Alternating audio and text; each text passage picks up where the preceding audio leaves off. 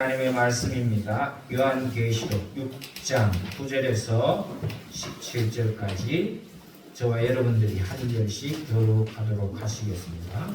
요한계시록 6장 9절에서 마지막 17절까지입니다. 찾으신 줄 알고 저와 함께 교독하겠습니다. 다섯째 인을 떼실 때에 내가 보니 하나님의 말씀과 저희의 가진 증거로 인하여 죽임을 당한 영혼들이 제단 아래 있어 큰 소리로 불러 가로되 거룩하고 참되신 대의 제자여 땅에 거하는 자들을 심판하여 우리 귀를 진언하여 주지 아니하시기를 어느 때까지 하시려야 할까 하니 각각 저희에게 흰 두루마기를 주시며 가라사대 아직 잠시 동안 쉬되 저희 동무 종들과 형제들도 자기처럼 죽임을 받아 그 수가 차기까지 하라 하시더라. 내가 보니 여섯째 인을 떼실 때에 큰 지진이 나며 해가 종닭같이 꺼지고 온 달이 비같이 되며 하늘의 별들이 무화과 나무가 태풍에 흔들려 성과실이 떨어지는 것 같이 땅에 떨어지며 하늘의 종이 죽이 말리는 것 같이 떠나가고 각 산과 성이 제자리에 경유되며 땅의 임금들과 왕족들과 장군들과 부자들과 강한 자들과 각 종과 지주자가 굴과 산 바위 틈에 숨어 산과 바위에 이르되 우리 위에 떨어져 보좌에 앉으시니 나에서와 어린 양의 진노에서 우리를 가리우라. 다 같이요. 그들의 진노의 큰 날이 이르렀으니 누가 능히 서리요 하더라. 아멘. 오늘은 계속해서 일곱 인 중에서 다섯 번째와 여섯 번째 인을 떼는 장면을 기록한 것을 우리가 한번 살펴보도록 하겠습니다. 이 다섯 번째 인을 떼니까 순교자들이 나오더라. 이 순교자들이 하나님께 이 땅에 대한 심판을 요청하는 장면이 나오죠. 근데 이 순교자들은 누군가? 9절에 보면은 하나님의 말씀과 저희 가진 증거로 인해서 죽임을 당한 사람들이라 그렇게 나옵니다. 다시 말해서 신앙을 지키다가 순교한 사람들을 의미하죠. 그러면 왜 하필 이 순교자들을 내세웠을까? 이들은 하나님의 말씀을 지키다가 불의한 자들에 의해서 억울한 죽임을 당한 사람들입니다. 하나님의 말씀을, 자기 신앙을 지키다가 억울하게 죽임을 당한 그런 사람들, 그런 순교자들이다. 그래서 그들이 하나님 보좌 아래서 그 억울함을 지금 호소하고 있는 것을 보게 됩니다. 그때 하나님께서 이 순교자들에게 흰 두루마리 옷을 주시면서 하는 말이 뭡니까? 아직 때가 아니다 라는 답을 주십니다. 여기에서 우리가 이제 의문을 가질 것은 왜 하필 흰 두루마리를 주셨을까? 왜 흰 두루마리를? 이 흰 두루마기가 무엇을 상징하는가? 여러분, 이 흰 두루마기는 성결과 정결과 의로움을 상징해요. 보통 흰 두루마기. 우리나라 사람들이 예전에 그 흰옷을 즐겨 입었잖아요.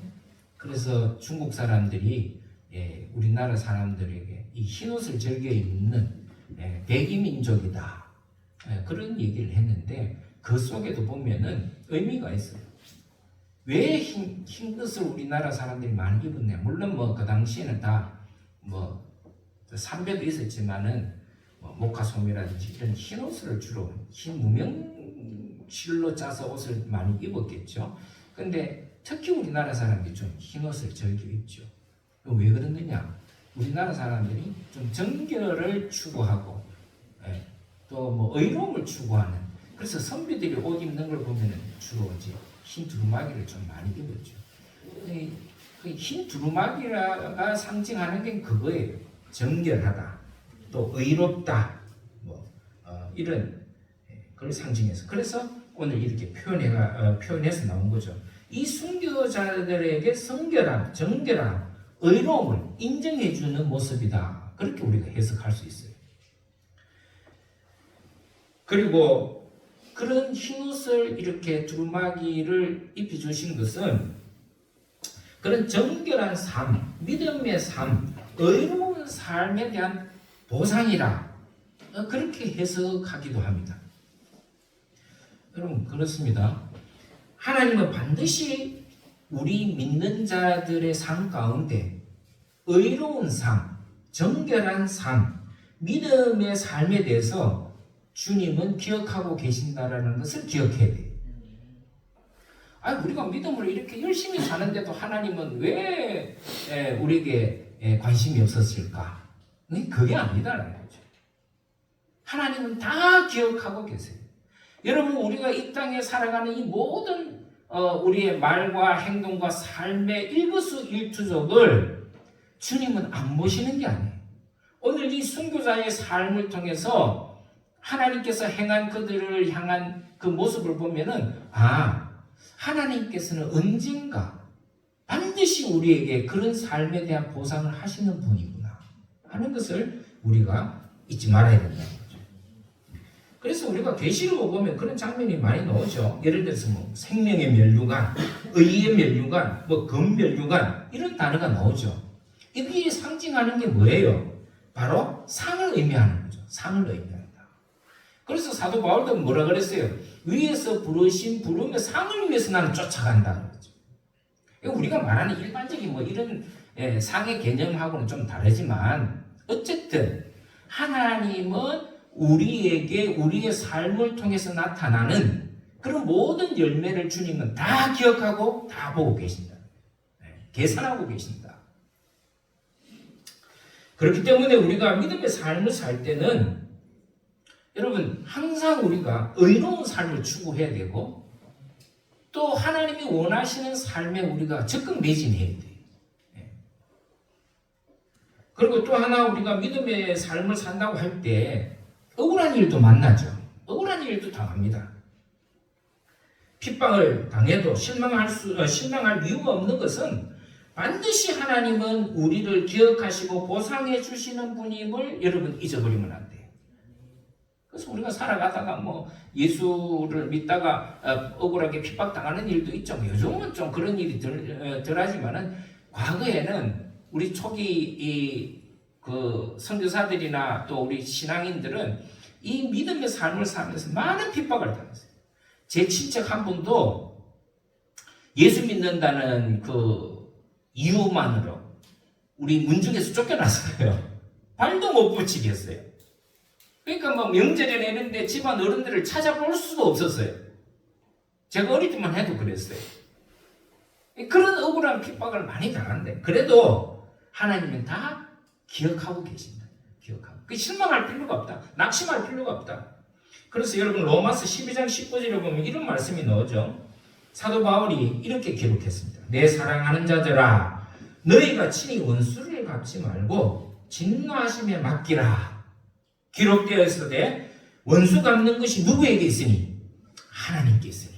내게 있으니 내가 갚으리라. 그렇게 말씀하고 계세요. 그러니까 여러분들 때로는 억울한 일 당할 때 내가 말씀을 실천하면서 또 말씀대로 산다고 하는데도 억울한 일 당할 때가 있죠. 오해할 때도 있고 심지어는 또 핍박할 때도 있고 그래도 그것을 우리가 갚을 필요가 없어요. 그리고 그거에 대해서 우리가 노할 필요도 없고 상심할 필요도 없어요. 왜? 하나님께 맡기면 되니까.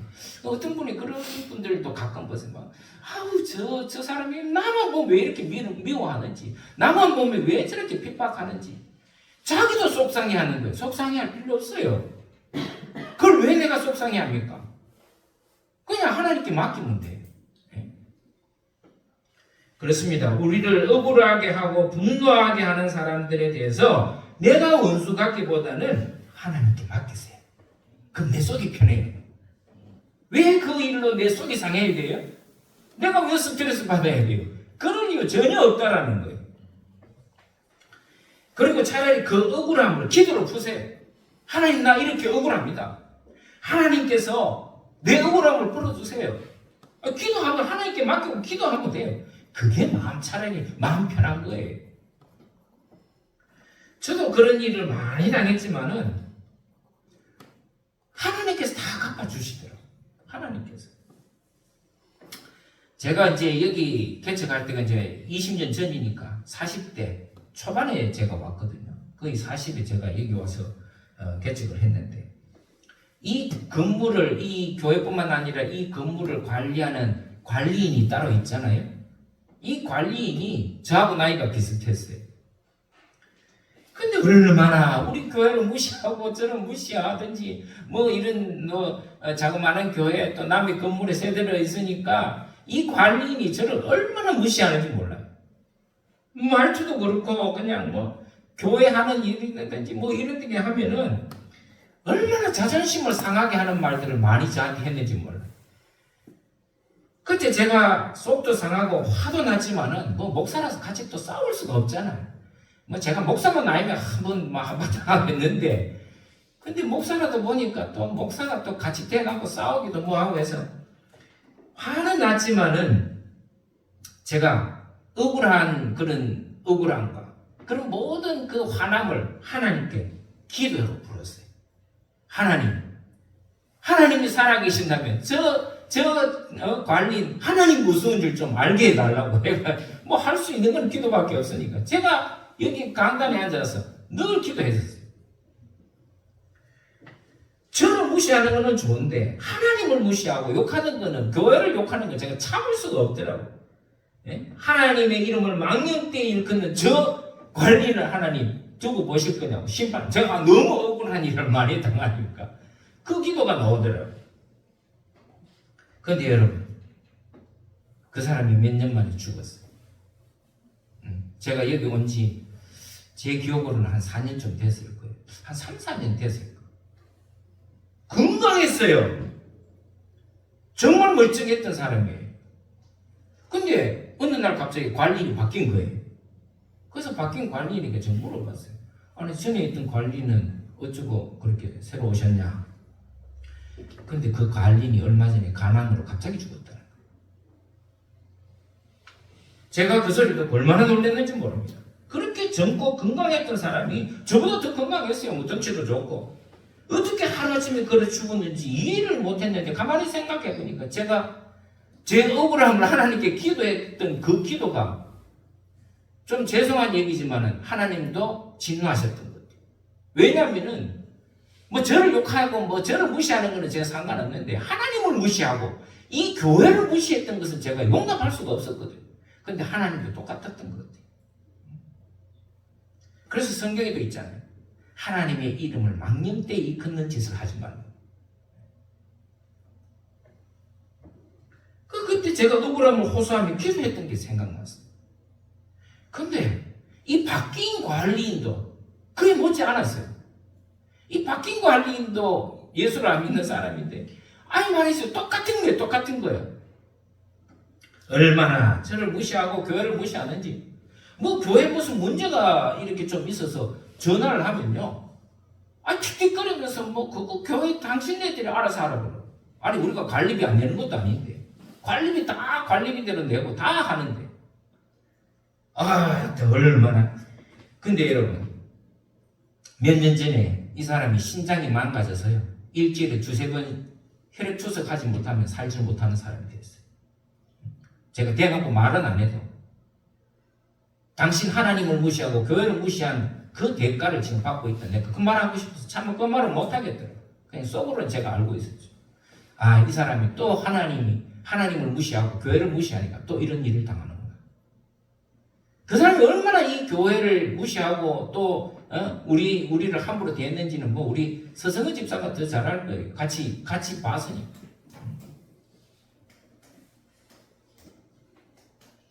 근데 아프고 나서야 조금 누그러졌더라고요. 저한테. 여러분, 그뿐만 아니에요. 참 우리가 이 교회를 참 온 거는 참 어떤 면에서는 참 불행한 일이기도 하지만은 어떻게 돼 보면은 꼭 이렇게 안 믿는 사람이 건물에 오니까 조금 그런 어려움을 당하는 걸 제가 느꼈어요. 그게 뭐냐면 이 건물주 주인도 돈이 많은 사람이에요. 뭐 이 지역 일대에서는 뭐 그리고 수원 시내에서는 뭐 과거에는 뭐 5손가락 안에 들은 부자다 뭐 그런 얘기를 제가 들은 적이 있어요. 근데 이 건물주도 아니 말이죠. 뭔 일이 생겨갖고 관리냐고 안 통하면 내가 직접 전화를 하거든요. 그랬는데 또 똑같아요. 똑같아. 교회 뭐 건물에 문제가 생겨서 전화하면 신경질 내고 말을 함부로 하고 말이죠. 제일 많이 들었던 말이 뭔지 압니까? 읽기 싫으면 나가라는 거예요. 읽기 싫으면 나가라. 여러분 그 소리 들을 때 얼마나 자존심 상하는지 여러분 아십니까?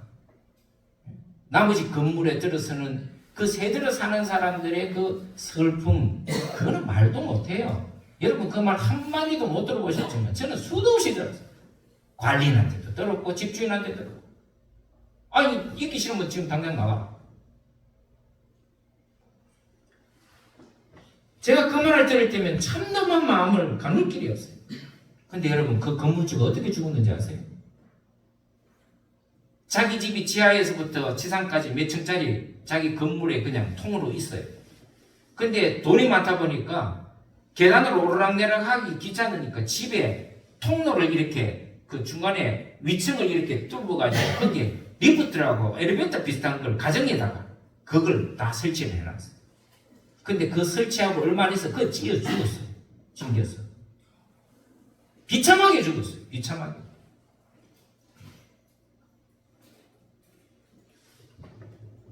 생각지도 못한 죽음이었어요. 제가 언젠가도 말씀드린 적이 있는데 산부인과 의사가 제 앞에서 자기 주먹을 대놔놓고 저한테 예수를 믿니 내 주먹을 믿으라 한 사람 제가 얘기를 드렸잖아요. 네? 그렇게 하나님을 주의 종을 무시하고 하니까 그 사람 석 달 만에 그냥 온 지신에 암이 퍼져갖고 나중에 저 찾았잖아요. 그게 가서 자기가 무리했다고 목사님한테 무리했다고 죄송하다고 사죄하고 그래서 제가 예수 믿겠느냐고 믿고 그 사람이 예수 믿고 제가 병상 세례주고 3일 만에 죽었잖아요. 여러분 하나님을 우습게 여기면 안 돼요. 특히 하나님에 대해서 우리가 망령된 행동과 말을 하면은 그건 하나님께서 가장 싫어하는 일이에요. 근데 이런 일들을 제가 목회를 하면서 수도 없이 봤어요. 여러분 잘못한 그 사람들을 보면요 여러분 그냥 기도만 하세요. 상대할 이유도 없어요. 왜? 원수 갚는 거는 누구에게 달렸다? 하나님께 달렸기 때문에. 네. 교회를 없이 여기고 하나님을 없이 여기는 자는 하나님이 그냥 두시지 않아요. 반드시 심판하신다는 것을 제가 목회하면서 여러 차례 봤어요. 사랑하는 성도 여러분, 우리가 때로 하나님을 위해서 살 때 오해받을 때도 있고 핍박받을 때도 있어요. 억울한 일 당할 때 있단 말이에요. 그때 여러분 그 억울함을 내가 풀려고 하지 마세요. 그럼 나만 스트레스 받아요. 그리고 내가 한다고 해서 해결되는 문제도 없어요. 누구에게? 하나님께 맡기세요. 저는 오랜 경험이 있어요. 그래서 저는 어떤 문제가 생겼을 때 제 마음이 좀 상하거나 제가 하더라도 저는 말 안 해요. 상대 안 해요. 그냥 하나님께 기도하는 거예요. 하나님께서 이 문제를 해결해 달라. 하나님께서 재판장이 되어 주십시오.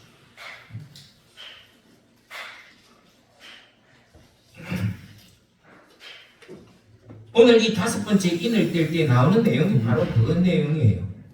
이 땅에 불의와 불법이 성행하고 하나님을 욕되게 말하는 모든 사람들은 반드시 하나님께서 하나님의 때에 심판하신다는 거예요. 그래서 하나님께서는 그 수가 차기까지라는 말은 여기 나오죠. 하나님의 때를 가리키는 거예요. 그래서 우리가 신앙생활에서 필수적으로 갖춰야 될 덕목이 하나 있어요. 여러분 잘 들으시기 바랍니다. 이건 굉장히 중요한 문제예요. 여러분 우리가 신앙생활하면서 갖춰야 될 여러 가지 덕목이 있죠. 근데 그 중에서 가장 우리가 필수적으로 갖춰야 될 것, 그건 인내예요.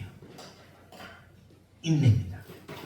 여러분 신앙생활 할 때 이 인내가 없으면 안 돼요.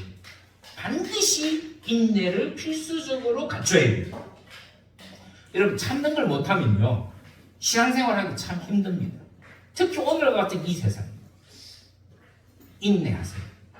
여러분들 그거는 신앙생활뿐만 아니라 모든 삶에도 똑같아요. 가정이 파탄 나는 이유도 한 가지예요. 인내하지 못해요. 요즘 사람들이 참는 걸 잘 못해요. 그렇기 때문에 항상 거기에서 문제가 생겨요. 여러분 가정에서도 참아야 돼요. 요즘 왜 많이 이혼합니까? 참지 못하는 거예요.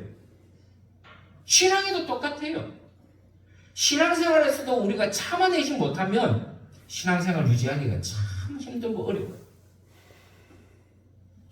그래서 로마서 5장 2절에서 4절에 보면 이런 말씀이 있어요. 또한 그로 말미암아 우리가 믿음으로 서 있는 이 은혜에 들어감을 얻었으며 하나님의 영광을 바라고 즐거워하느니라. 다만 이뿐 아니라 우리가 환난 중에서도 즐거워하나니 이는 환난은 인내를, 인내는 연단을, 연단은 소망을 이루는 줄을 알미로다. 인내하지 않으면은 소망을 이룰 수가 없대요. 여러분 기도의 제목 있죠? 인내하고 기도하세요. 예? 뭐 한두 번 기도해보고 뭐 기도 응답이 없네? 그만두면은 그걸로 끝이에요. 하나님의 응답은 내 뜻에 내 시간이 아니라 하나님의 뜻에 하나님의 시간이 이루어지는 거예요. 그때까지 기다리는 거예요. 오늘 이 말씀이 바로 그거예요. 하나님의 때를 기다리라. 인내하면서 기다리라 하는 것이 바로 오늘 말씀이에요. 여러분 인내하지 못해서 신앙이 무너지는 경우 얼마나 많은지 모릅니다. 잘 참아야 이겨낼 수 있고 그래야 언젠가 우리의 소망인 영광의 면류관, 성리의 면류관, 금면류관을 얻을 수 있다라고 하는 것을 기억하세요. 그런데 종말의 때가 되면 더더욱 그렇다는 거예요. 종말의 때가 되면 더더욱 인내해요.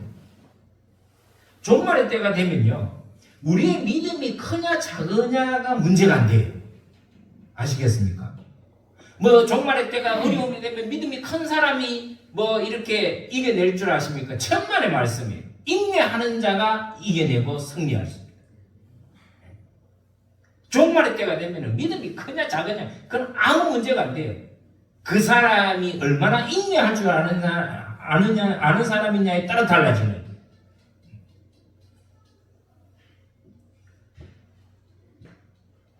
누가 더 인내하고 누가 오래 견뎌내느냐가 중요한 때가 올 겁니다. 그런 중요한 때. 그래서 무엇보다도 신앙생활에서 견뎌내는 훈련 이게 참 필요해요. 네? 견뎌내는 훈련. 여러분 이거를 여러분들이 단련하지 않으면 조그마한 시험이 와도 쓰러져요. 시험이 든다 그러고. 그 인내가 없으면 신앙에서 누구든지 얼마든지 멀어질 수 있어요. 아무리 큰 믿음을 가졌다 해도 인내하지 못하고 견뎌내지 못하면요 쓰러져요. 아무리 하나님으로부터 큰 은혜를 받고 은사를 받고 다 필요 없습니다. 제 경험을 볼 때는 인내하는 사람이 최고예요. 견뎌내는 사람. 그리고 이제 여섯 번째 인을 깨는 장면이 나오죠. 12절에서부터 끝절까지인데 이 여섯 번째의 인의 내용은 인류의 종말과 심판에 대한 포괄적인 예언이 담겨져 있어요.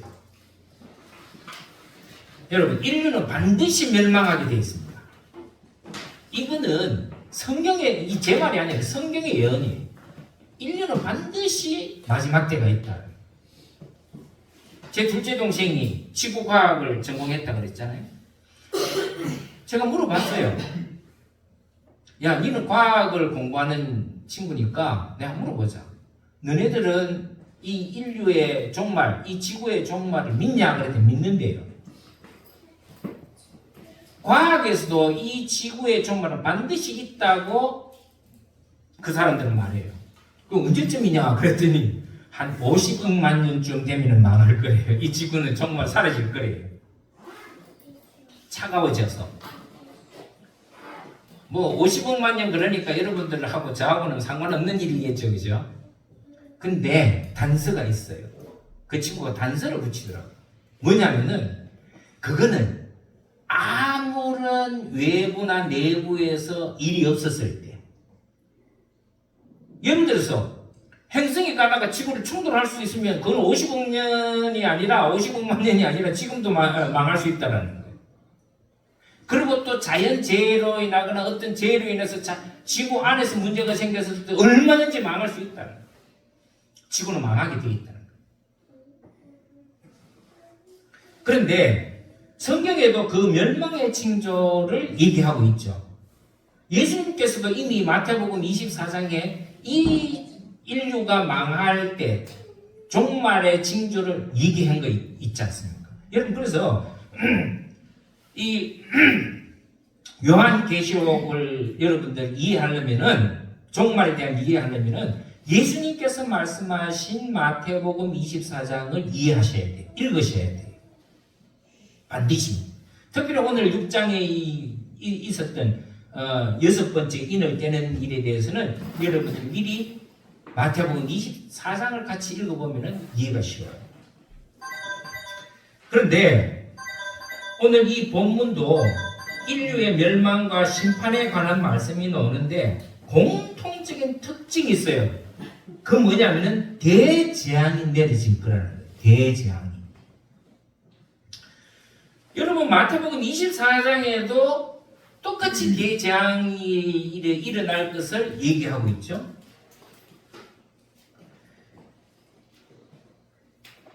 그럼 인류에 닥칠 대재앙이 뭐냐? 첫째로는 요약하면 그렇습니다. 인류의 대재앙, 종말의 징조가 나타날 것인데 그 첫 번째가 뭐냐면은 인간과 인간과의 대립입니다. 적게는 가족들 안에서, 좀 넓게는 사회적인 문제. 여러분, 요즘 우리 사회들 대부분 뭐 세계에서도 똑같지만은 적대적이에요. 가정 안에서도 부모끼리도 싸우지만 자식끼리도 싸우고, 분란이죠. 분쟁이죠. 요즘 가족 붕괴가 얼마나 심각합니까? 왜 그래요? 싸우기 때문에 그래요. 그래서 보면은 인간과 인간과의 대립이 가속화돼요. 종말일 때는. 지금 여러분 우리 사회를 보면 그렇잖아요. 종말의 때가 온 거예요. 징조가 보이는 거예요. 가족끼리 사랑이 식어집니다. 가족끼리 서로 싸워요. 가족의 붕괴가 지금 엄청나게 촉진되고 있잖아요. 또 넓게는 민족과 민족이 싸워요. 처처에서 싸워요. 이런 일이 있다는 징조. 다음에 두 번째로는 자연의 재앙입니다. 자연을 통한 대재앙인데 처처의 기근과 지진과 화산과 물난리와 자연의 질서의 파괴와 함께 그로 인한 대재앙이 올 것이라는. 여러분, 그건 이미 우리가 경험하고 있잖아요. 지금 여러분 뉴스에 보면은 세계가 이게 정상이 아니에요. 비정상으로 흘러가고 있어요. 이게 뭘 말하느냐? 대재앙이 종말의 전조정상으로 나타난다라고 하는 공통점이 있어요. 그러니까 예수님께서 마태복음 24장에 말씀하신 종말의 징조와 오늘 여기 나오는 요한계시록에 나와 있는 대재앙, 종말에 대한 그 징조가 거의 흡사하죠. 대동소이한 거예요. 그래서 혼돈의 시대, 혼란의 시대가 닥쳐질 것이다. 여러분, 그리고 12절에 보면은 여기 보면은 총담이라는 말이 나오죠. 이 말은 우리가 요즘 쓰는 말은 아니에요. 총담이라는 말이 나오는데 우리말로 총담이라고 번역해놨는데 이 말은 두 단어가, 원어에 보면 두 단어가 합쳐진 말이에요. 그게 뭐냐면은 원어에 보면은 사코스라는 말이 나오고 트리키노스라는 말로 되어 있어요. 두 단어가 되어 있는데 이 사코스라고 하는 말은 뭐냐면은 거친 배옷, 슬픔을 표시하는 그런 낡아 빠진 옷을, 배로 만든 옷을 과거에 유대인들은 입었던 것 같아요. 그런 옷, 거친 옷을 얘기하고, 또 트리키노스라는 말은 털이 많은 것을 의미해요. 그러니까 털이 많은 게 뭐예요? 양 같은 거, 염소 같은 거. 검은 털. 이 검은 짐승의 가죽으로 만든, 이 말이 총담으로 지금 번역되어 있어요. 다시 말해서 짐승의 시커먼 가죽으로 만든 담요 같은 것을 총담이라고 그래요. 그렇게 이해하시면 돼요. 좀 어렵게 번역해놨죠, 그죠? 이건 뭘 의미하느냐? 세상은 이것과 같이 온통 흑암으로 덮여질 것이다. 종말의 때가 되면. 그런데 이제 이것을 해석하는 사람들의 좀 몇 부류가 있는데, 어떤 분은 실제로 우리 환경이 흑암으로 변할 것이라고 보는 분이 계셔요. 흑암으로. 뭐 그런 경우는 많이 생기겠죠. 뭐 화산이 크게 폭발해가지고 뭐 해를 가려운다든지, 그래도 흑암이 짙어지니까. 또 어떤 분들은 시대적인 암흑의 시대로 들어갈 것이다라고 해석하는 분들이 있어요. 어쨌든 중요한 것은 뭐냐? 종말의 시대에 가까우면은 이런 암흑의 시대가 올 것이다. 뭐 자연을 통해서 암흑이 오든지, 또 시대적인 암흑이 오든지, 그런 시대가 반드시 올 것이다. 그래서 보면은 달이 피같이 변하고 하늘의 별들이 태풍에 무화과가 떨어지듯이 떨어질 것이라는 표현이 나오는데, 이거는 또 우주 전체의 변화를 의미합니다. 이것도 역시 우리 지구의 재앙이 될 것이라는 거예요. 예? 재앙이 될 것이다. 종말에는 이런 재앙들을 우리가 만나게 될 것이라는 거예요. 그리고 보면은 종이 축이 말리듯이 힘없이 산과 섬이 이리저리 옮기는 현상이 나오죠. 이게 무슨 말이냐면, 이 종이 축이라는 것은 종이로 만든 두루마리를 얘기하는 거예요. 종이로 둘둘 마른 두루마리를 말하는데, 그렇듯이 힘없이 땅이 움직일 것이다. 여러분, 그거는 뭐 안 봐도 알죠. 지진 같은 거. 예? 뭐 지진이 일어나서 뭐 지금 저기 유럽에는 판이 지금 옮겨졌다 그러잖아요. 살고 있는 땅이 옮겨졌다 그래요.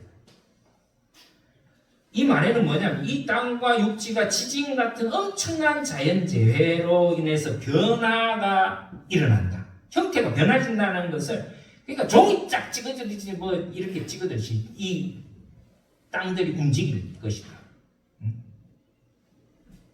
그러니까 요즘 보면 지진과 화산으로 없던 섬이 생기고 말이죠. 있던 섬이 사라지고, 그런 현상들이 지금 많이 일어나잖아요. 여러분, 우리는 지금 안전지대에 살고 있다 그러는데, 사실은 지금 우리가 인지하지 못하는 곳에서 이런 일들이 수도 없이 일어나요. 멀쩡하던 육지가 바다에 지금 잠기고 있다. 그리고 없던 섬이 일어나고 있다. 화산과 지진을 통해서. 그런 일이 종이 말리듯이 쉽게 일어날 것이다. 그런 뜻이에요. 그리고 그런 진노의 큰 날이 이르면 세계의 어떤 왕, 어떤 권력자들과 힘을 가진 자라도 그 진노에서 피할 자는 아무도 없다. 이 무슨 의미하느냐? 우리가 큰 과학의 힘을 가지고 있어도 이건 어쩔 수 없다는 거예요. 우리가 어떤 과학이 발전하고 어떤 힘을 가져도, 인간의 힘이 과학적으로 발전해도 이 자연재해 앞에서는 무용지물이다. 아무 쓸모없고 힘도 못 쓸 것이다라는 게 이 말하는 뜻이에요. 그래서 17절에 보면은 그들의 진노의 큰 날이 이르렀으니 누가 능히 서리요? 누가 능히 서리요? 이걸 계속 반복하죠. 그래서 하나님 심판 앞에서는 우리 모든 인간은 무력하고 오직 하나님의 긍휼만이 유일한 소망이라는 것을 지금 얘기하고 있는 거예요. 우리가 마지막 때를 만나면 이런 엄청난 인류의 재앙에 직면될 것임은 제가 볼 때는 분명해 보이는 것 같아요. 지금 봐도 그렇잖아요. 지금 봐도. 근데 과연 그럴 때 우리는 어떤 자세로 이런 종말을 살아가야 될 것인가? 하나님에 대한 인내하는 믿음 외에는 방법이 없어요. 인내하는 인내하는 믿음 외에는 방법이 없어요. 그래서 제가 앞서도 말한 것처럼 인내해라. 하나님의 때를 기다리라. 하나님 외에 누가 우리의 소망이 될 수 있는가? 우리의 참 소망이신 주님을 바라보고 사는 자가 되라는 것이 바로 오늘 이 계시록에서 우리에게 주신 교훈입니다. 저는 특별히 우리 두란노교회 성도들이 오늘 이 요한계시록을 통해서 계속 말씀을 보고 있는 가운데에 여러분 여기에서 우리에게 하시는 말씀을 통해서 지혜를 얻고 참 소망을 가지기를 바랍니다. 네? 참 소망. 여러분 세상에 우리의 소망이 둘 게 뭐가 있어요? 아무것도 없습니다. 제가 어제 토요일에도 제가 그런 설교했지만 우리는 지금 죽어가고 있는 존재다. 죽어가는 존재. 여러분 그렇지 않아요? 내가 지금 멀쩡하게 살고 있고 뭐 이래서 내가 뭐 영원히 살 것 같습니까? 지금 우리는 나이 먹어가고 있다. 좋게 말해서 나이 먹어가고 있다 얘기하지만은 실제로는 그거를 직설적으로 표현하면 우리는 지금 죽어가고 있다. 그게 정상이에요. 그게. 그럴 때 우리에게 무슨 소망이 있겠어요? 이 땅에. 이 땅에 여러분 소망이 둘 게 하나라도 있습니까? 오직 우리의 소망은 하나님께 두고 하나님께 가기 전까지 하나님이 우리에게 요구하시는 삶, 의로운 삶, 그리스도인으로서의 마땅히 살아가야 될 삶을 살아가라.